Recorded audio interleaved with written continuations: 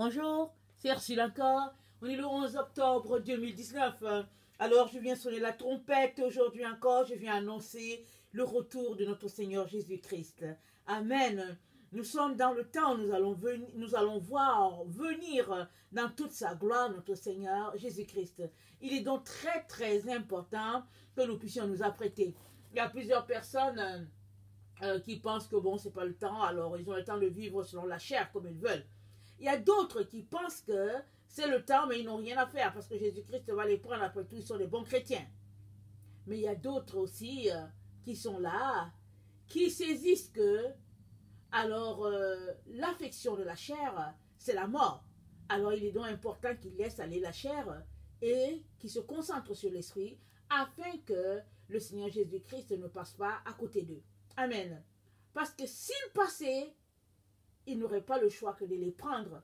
Pourquoi? Parce que leur odeur est un parfum agréable pour notre Seigneur Jésus-Christ.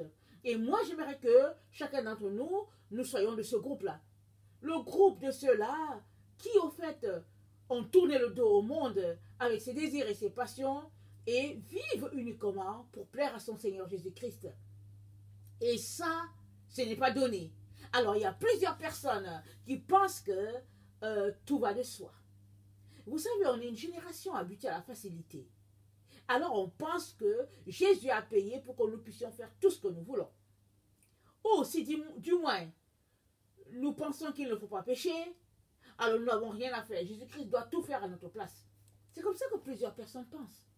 Mais n'oublions pas, Jésus a été un humain sur la terre, il a fait sa part. Et c'est quoi sa part? C'est qu'il est venu mourir pour toi et moi. Toi, c'est quoi ta part? Mais si tu ne viens pas devant le Père, tu ne sauras pas.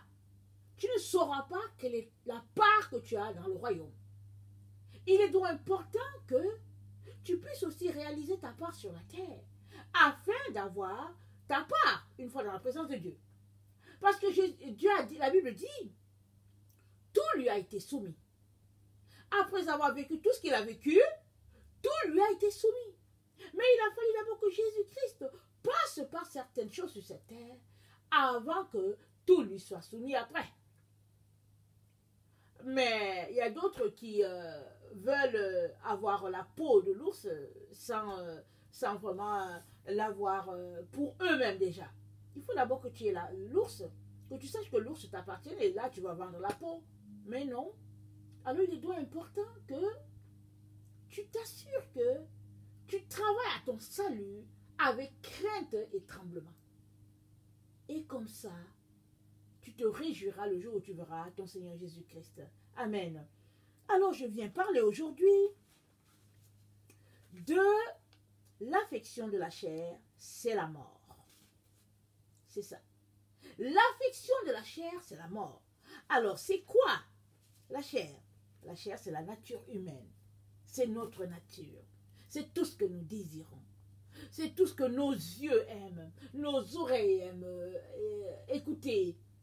C'est tout ce qui est vraiment porté vers la vue, vers les valeurs du monde dans lequel nous évoluons. C'est ça la chair. Et la Bible nous dit que l'affection de la chair, Romains 8, le verset 6, c'est la mort. Tandis que l'affection de l'esprit, c'est la vie et la paix. Car l'affection de la chair est inimitié contre Dieu, parce qu'elle ne se soumet pas à la loi de Dieu et qu'elle ne le peut même pas. Or, ceux qui vivent selon la chair ne sauraient plaire à Dieu. Pour vous, vous ne vivez pas selon la chair, mais selon l'esprit, si du moins l'esprit de Dieu habite en vous. Si quelqu'un n'a pas l'esprit du Christ, il ne lui appartient pas. Donc voilà, l'affection de la chair, c'est la mort. Je suis sûre qu'on n'aimerait pas mourir, n'est-ce pas? Déjà, même quand on entend qu'une personne est morte physiquement, on est attristé. Et puis, si on connaît l'histoire de sa vie, très souvent, en tout cas, on est beaucoup plus attristé. Alors, à combien plus forte raison ici, ce que la Bible dit, l'affection de la chair, c'est la mort. C'est-à-dire que, si toi, tu te réclames de Christ, et qu'en ce moment, tu marches selon les passions de ce monde, que tu marches selon les valeurs de ce monde, ce texte nous dit, tu es mort. Même si tu marches sur tes deux pieds et que tu es quelqu'un plein de vie, comme le monde aime le dire, tu es mort. est donc important que tu t'assures que tu n'es pas en train de marcher sur la chair, mais plutôt que tu es en train de faire tout pour que ta vie rende gloire à Dieu le Père. Amen. Et attendez, et le verset 15 nous dit, et vous, vous n'avez pas reçu un esprit de servitude pour être encore dans la crainte, mais vous avez reçu l'esprit d'adoption par lequel nous crions Abba Père. L'esprit lui-même rend témoignage à notre esprit que nous sommes enfants de Dieu. Or, si nous sommes enfants, nous sommes aussi héritiers de Dieu et co-héritiers de Christ, si toutefois nous souffrons avec lui, afin d'être glorifiés avec lui. Si nous souffrons avec Christ, alors nous aurons aussi part à cette gloire-là avec lui. Mais si nous refusons de souffrir avec lui, parce que c'est plutôt la chair que nous aimons, alors oublions le fait qu'un jour on sera dans la gloire éternelle. C'est ça que le texte nous dit. Mais on dirait que les enfants de Dieu ne le comprennent pas, ou bien ne le lisent pas, ou bien ils sont rendus sourds d'entendement et aveugles d'esprit. Nous ne pouvons pas marcher sur deux voies. Alors il y a la voie qui mène vers le trône, et ça ce sont un petit chemin. Et il y a la voie qui mène vers l'enfer. Et c'est une autoroute, un boulevard très large et très spacieux. Beaucoup y marchent. La Bible en main, le cantique sous les aisselles, se disant qu'ils s'en vont dans la présence de Dieu alors qu'ils lui seront séparés. Et c'est écrit, c'est dit que... Attendez.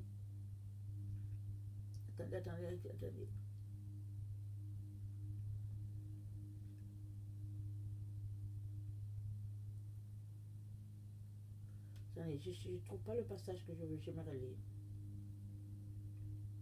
Ok, le verset 11.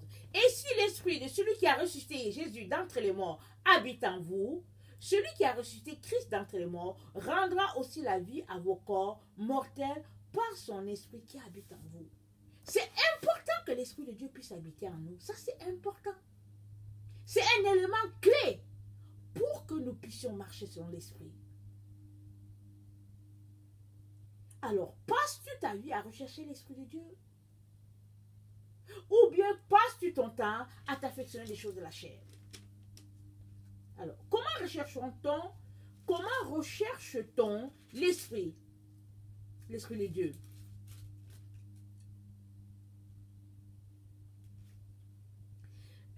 Éphésiens 4, le verset 17. Voici donc ce que je dis et ce que je déclare dans le Seigneur.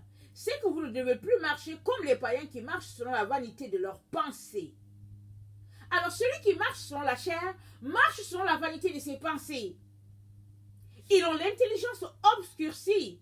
Ils sont étrangers à la vie de Dieu. À cause de l'ignorance qui est en eux. C'est une question d'ignorance des choses de Dieu. Si tu marches selon la chair, ce texte nous dit là que tu es ignorant des choses qui se passent avec Dieu. À cause de l'endurcissement de leur cœur, ayant perdu tout sentiment, ils se sont livrés à la dissolution pour commettre toute espèce d'impureté jointe à la cupidité. Mais vous, ce n'est pas ainsi que vous avez appris Christ. Si du moins vous l'avez entendu et si conformément à la vérité qui est en Jésus, c'est en lui que vous avez été instruits à vous dépouiller. Eu égard à votre vie passée, du vieil homme qui se corrompt par les convoitises trompeuses. Est-ce que tu as appris à te dépouiller du vieil homme? C'est dit, c'est clair. C'est dit. Si du moins vous l'avez entendu et si conformément à la vérité qui est en Jésus, c'est en lui que vous avez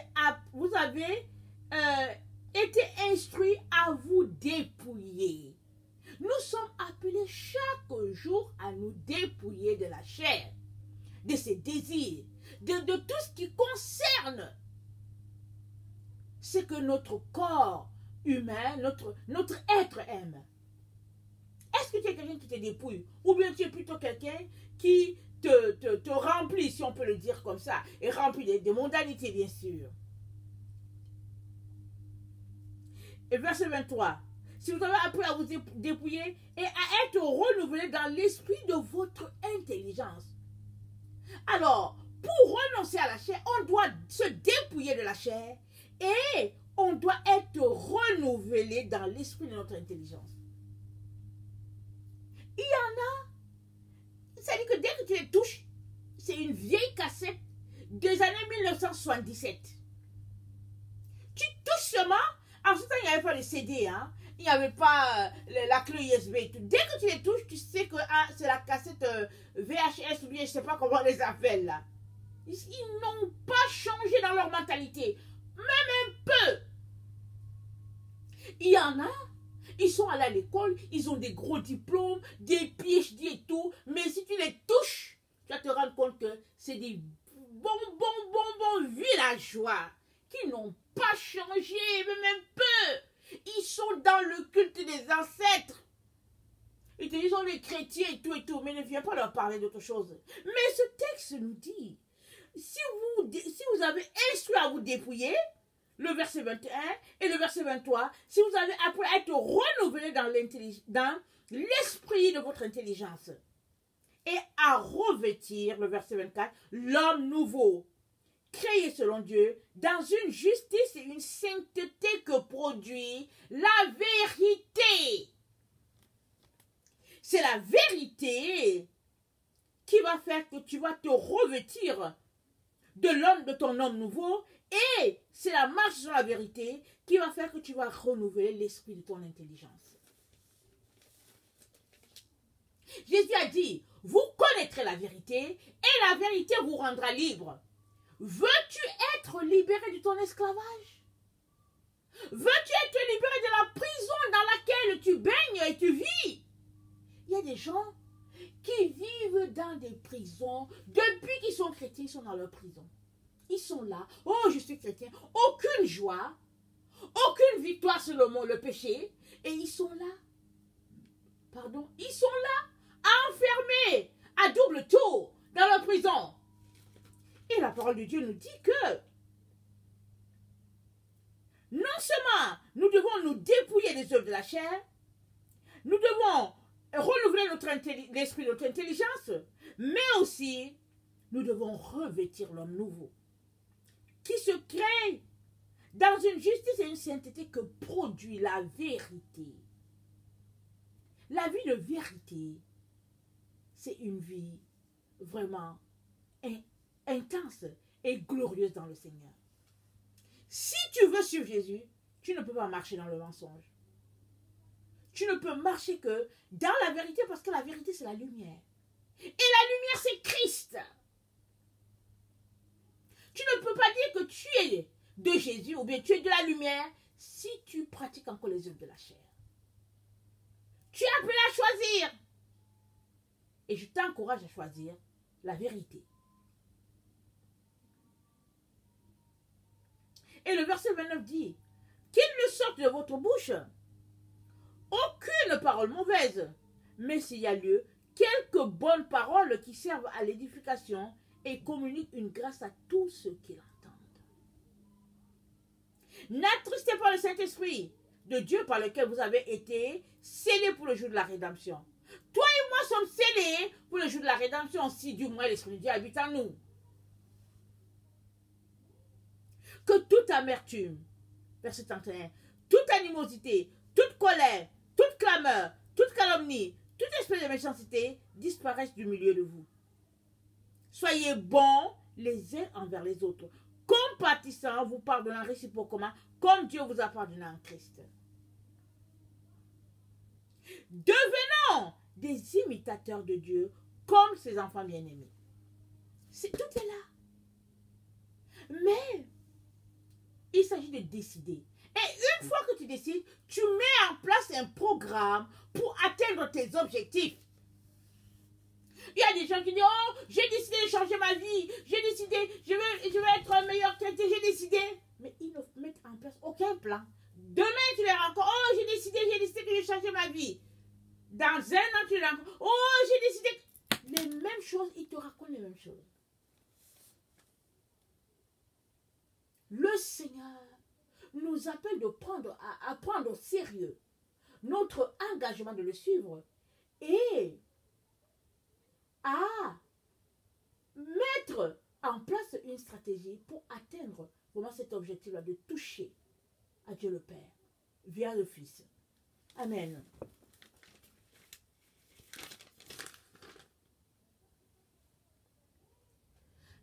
Galates 5, 19 nous dit ceci.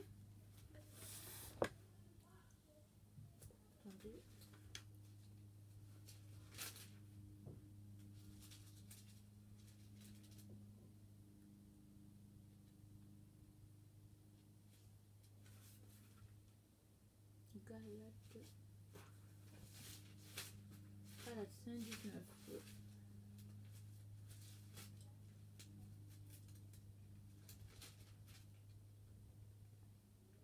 Or, les œuvres de la chair sont manifestes.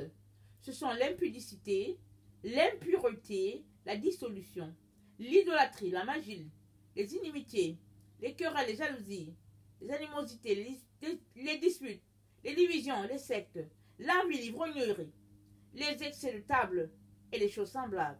Je vous dis d'avance, comme je l'ai déjà dit, que ceux qui commettent de telles choses n'hériteront point le royaume de Dieu. Ceux qui commettent de telles choses n'hériteront pas le royaume de Dieu. Alors toi, tu peux dire que, oh non, mais au fait, je n'ai qu'un petit problème, c'est juste que souvent j'ai des envies. Il dit l'envie, l'ivrognerie, les excès de table, des choses semblables, dit l'apôtre Paul. Il dit, ceux qui commettent de telles choses n'hériteront pas le royaume de Dieu. N'hériteront pas le royaume de Dieu. Il est donc important qu'on regarde à notre vie, à nos, entre guillemets, péchés mignons, et puis qu'on fasse le ménage le plus rapidement possible. Parce que tous ceux-là qui sont adonnés aux œuvres de la chair n'hériteront pas le royaume de Dieu. Amen.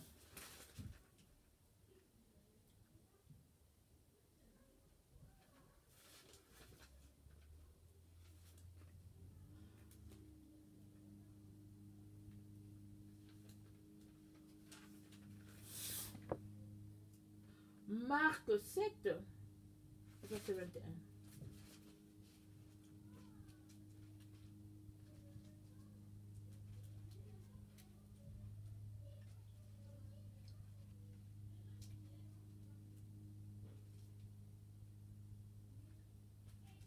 Marc 7, le verset 21.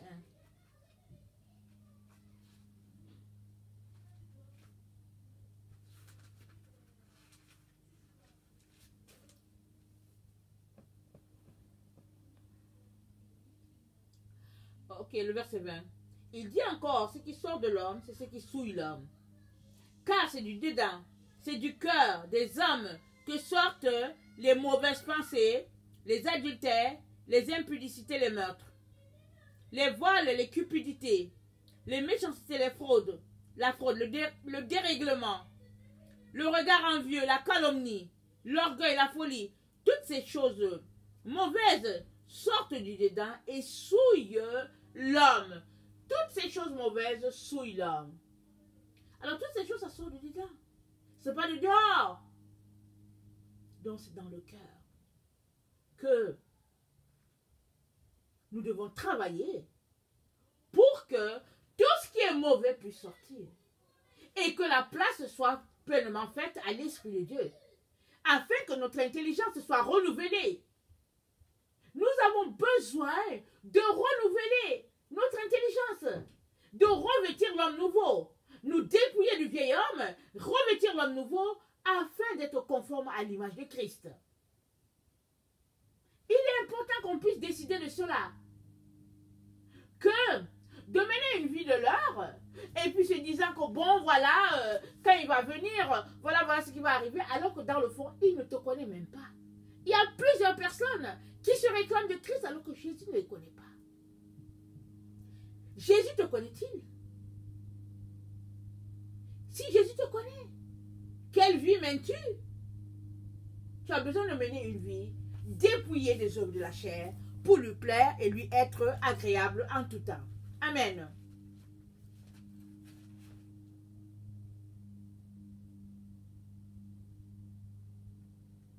Romains 6, 23.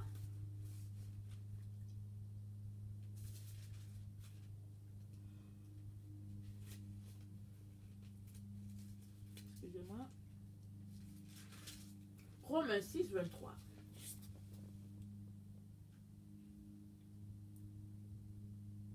Car le salaire du péché, c'est la mort, mais le don gratuit de Dieu, c'est la vie éternelle en Jésus-Christ notre Seigneur.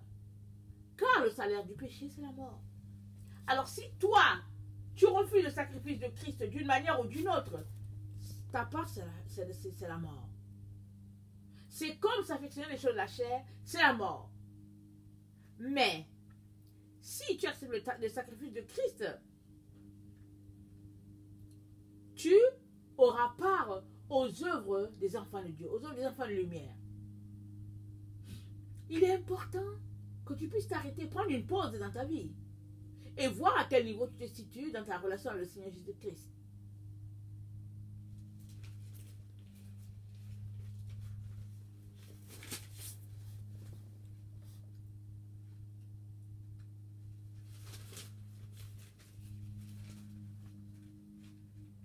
Excusez-moi.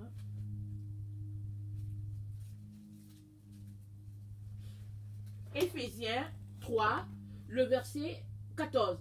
À cause de cela, je fléchis les genoux devant le Père, duquel tire son nom toute famille dans les cieux et sur la terre, afin qu'il vous donne, selon la richesse de sa gloire, d'être puissamment fortifié par son esprit dans l'homme intérieur, en sorte que Christ habite dans vos cœurs par la foi, afin qu'étant enracinés et fondés dans l'amour, vous puissiez comprendre avec tous les saints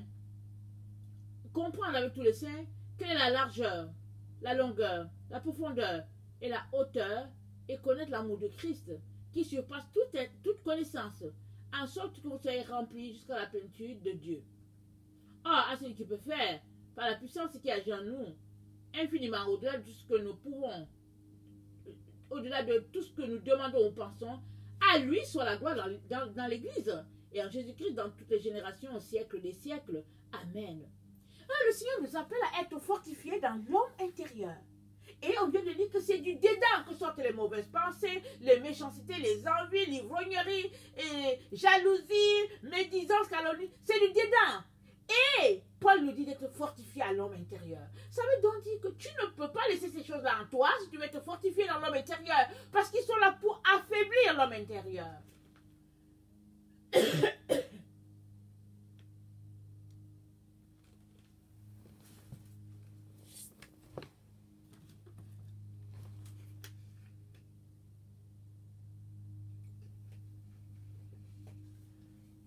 Excusez-moi, je rafraîchis un peu ma gorge. Ils sont là pour affaiblir l'homme intérieur. Et si tu veux être fortifié, tu fais sortir tous ces déchets-là et tu remplaces les pensées qui sont en toi par les pensées de Jésus-Christ. C'est comme quand on vient nettoyer les eaux. Alors on verse tout, les eaux usées, on les libère à quelque part et on renouvelle cette eau-là. Aujourd'hui, c'est vrai qu'ils ont une méthode, ils mettent des produits, alors ils dissolvent, comment on appelle ça, tout ce qui est déchets, et puis on refait passer ça encore, on le filtre, on nous le donne. Mais bon, moi je ne m'y connais pas beaucoup, mais moi il me semble qu'on doit vider l'eau, jeter toute la vieille eau, la mauvaise eau, l'eau stagnante, et remplacer cela par de l'eau fraîche. Et l'image qui est ici, c'est l'image de la parole de Dieu. La parole de Dieu, c'est l'eau. Et nous avons besoin de renverser la mauvaise eau. Nous avons besoin, comme a dit Jésus-Christ, de vider la vieille outre avec tout ce qu'elle renferme et de mettre du vin nouveau dans l'outre nouvelle. Alors, si tu veux que ta vie soit un changement, tu ne peux pas continuer de fonctionner comme tu faisais avant de devenir chrétien. Tu ne peux pas continuer de fonctionner comme ta chair te le demande. Tu es appelé plutôt à te soumettre à l'Esprit de Dieu. Et ton Dieu te le rendra. Ton Dieu te le rendra. Parce qu'il dit que l'Esprit, il dit dans dans Jean, il dit qu'il prendra, quand il sera venu, parlant du consolateur, il prendra tout ce qui est à moi, de moi, et puis il vous l'annoncera. Je pense que c'est dans Jean, on va essayer, je vais voir, Jean 14.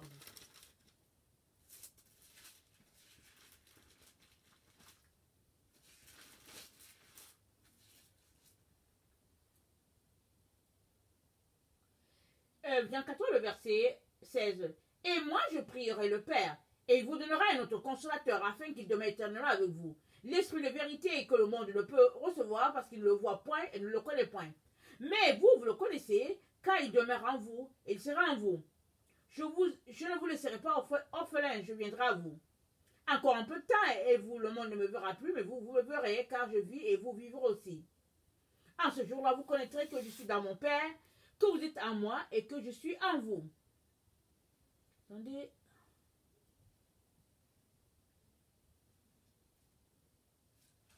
Je pense que c'est...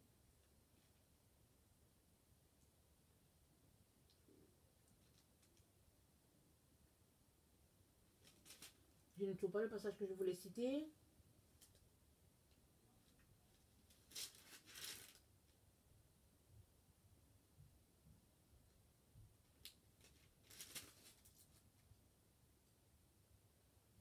Ok. Je ne vois pas le passage, mais le passage dit... Et quand il sera venu, parlant du consolateur, il prendra tout ce qui est à moi et vous l'annoncera. Tu as besoin d'avoir toutes ces choses-là que l'Esprit Saint tient en réserve pour les enfants de Dieu, pour ceux qui cherchent la vérité. Je viens vraiment t'encourager à changer ta manière de penser, ton mode de fonctionnement en tant qu'enfant de Dieu. Change cela. Laisse aller les vieilles habitudes, les vieilles choses. Et renouvelle ton intelligence par la parole de Dieu. Et par la révélation de sa parole. Parce que c'est la révélation de la parole de Dieu qui enrichit. Il est donc important que tu puisses marcher sur les mêmes traces qu'a marché ton Seigneur. Amen. Si tu es quelqu'un qui ne connaît pas le Seigneur Jésus, je viens te dire que Jésus est mort pour toi. Même si toi tu penses que c'est une religion qui peut te sauver, je viens t'annoncer que ce n'est pas la religion. C'est une question de relation. Alors, que le Seigneur te donne vraiment de digérer tout ce que tu viens d'entendre et de chercher la vérité. Parce que Jésus a dit, vous connaissez la vérité vous rendra libre. Et nous voulons être libres, n'est-ce pas, toi et moi? Nous voulons être libres. Nous aurons besoin de connaître la vérité. Amen. Que le Seigneur bénisse sa parole. Voilà, je vous aime beaucoup et Dieu davantage. Merci.